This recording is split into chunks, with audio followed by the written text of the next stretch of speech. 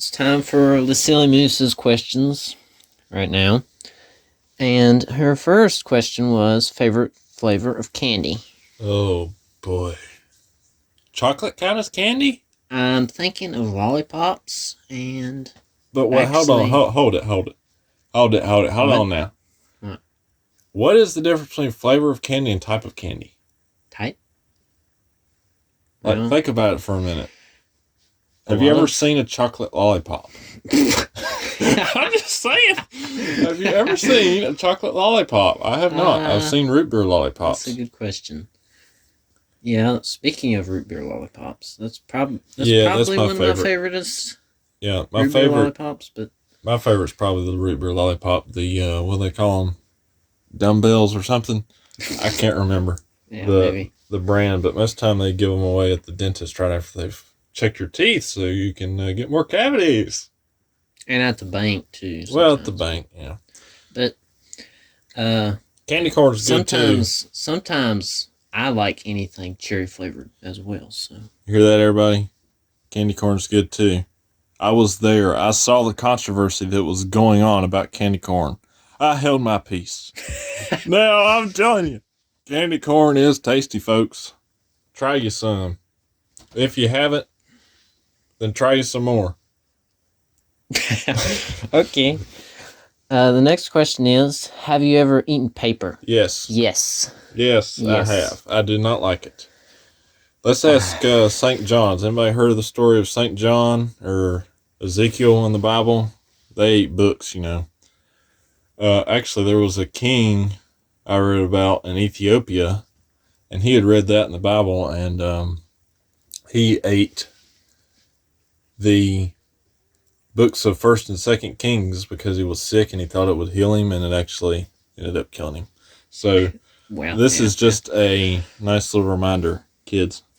Don't eat paper unless it has cheese drawn on it. Okay, that makes it taste better. Don't eat paper unless you're a camel. Okay, Yes, that helps as well. or an ostrich. Now, the only time I think I could say that I've eaten paper would be when I was trying to make spitballs for straws.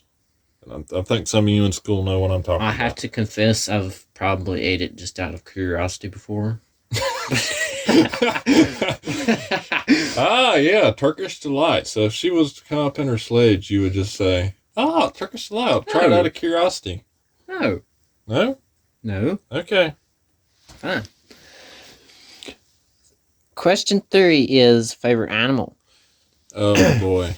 Okay. Foxes. Yes, he's a fox nut. I got a friend in Germany who's also of his class. They need to just start some kind of cult called the Foxtails or something, and they just go about trying to find references to foxes Shameless. and everything. Shameless. Okay, whatever. My favorite animal, I used to be asked this all the time, and I used to be an animal lover. I still am an animal lover. I don't study animals as much as I used to because I found fictional books now and also history and stuff like that. I've gotten to that.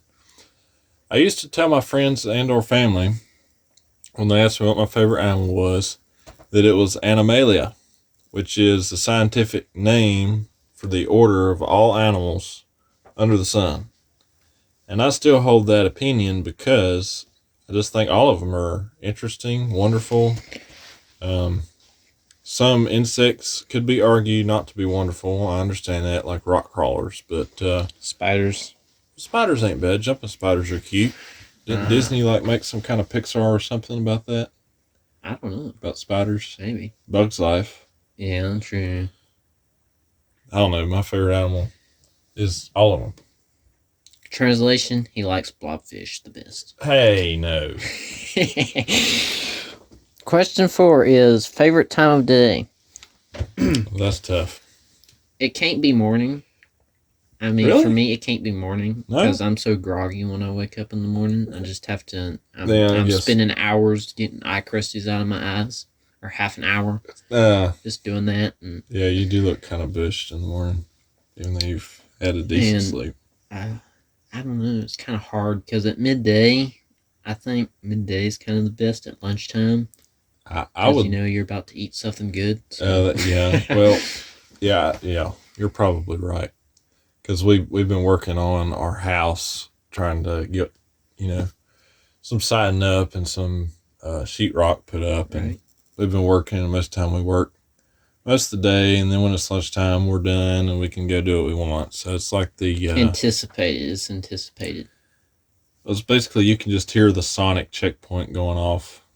Like when you hit a checkpoint in Sonic and it makes that right. sweet noise, you can just basically hear it. So yeah, I would agree with Sketcher there.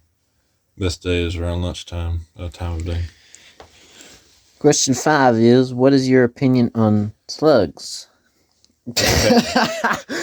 All right. Do y'all want me to go deep on this? Sketcher, you want me to go deep? I kind of think they're cute, but I like them.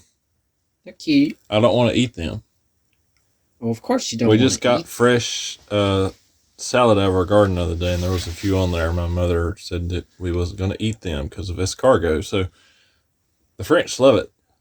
Not so much. Well, I've never tried it. I hear it's like mushrooms, and I like mushrooms. But anyhow, would you like to tell the audience the secret about slugs that they probably do not know? Sketcher? They're basically both genders. Yes, they have male and female organs. So, yeah, that's not me. That's God. He did that. Just telling you. Selling the news. Selling the news.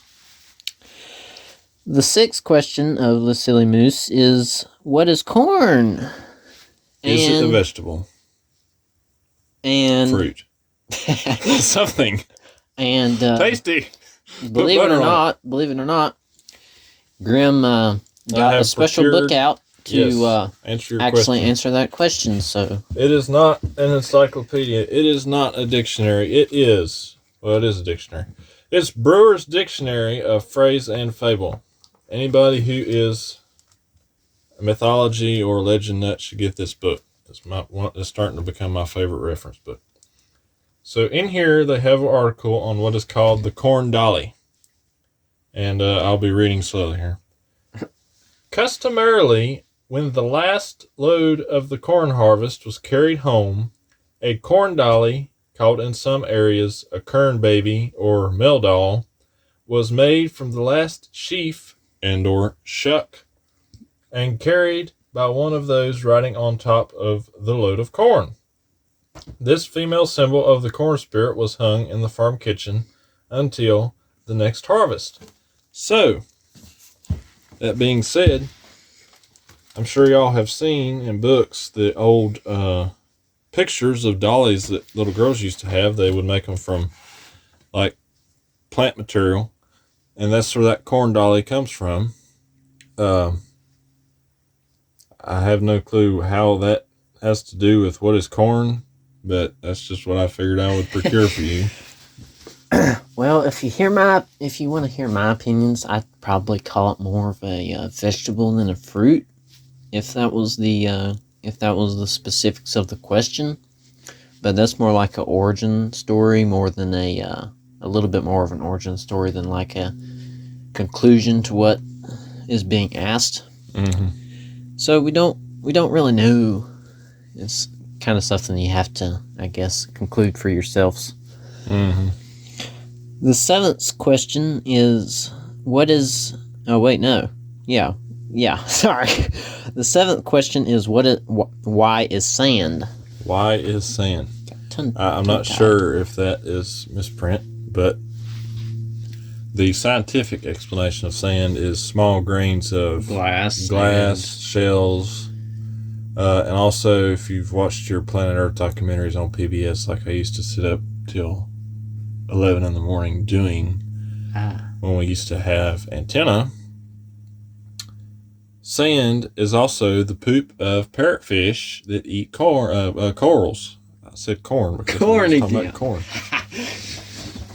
So yeah, I don't know why God made sand. Very interesting. I'm glad He is original because I like sand. Don't so much like it when you have to get back from the beach and you got to wash it all off yourself in the showers outside the beach house. But anyhow. The 8th question is, how many siblings do you have? This nut that's sitting right beside me currently is the only sibling I have. We're just 2 brothers, 2 nut jobs. 2 nut That's all we jobs have. that like writing, reading, and switchfoot. Pretty accurate. Yes. Anybody want to challenge that? All right.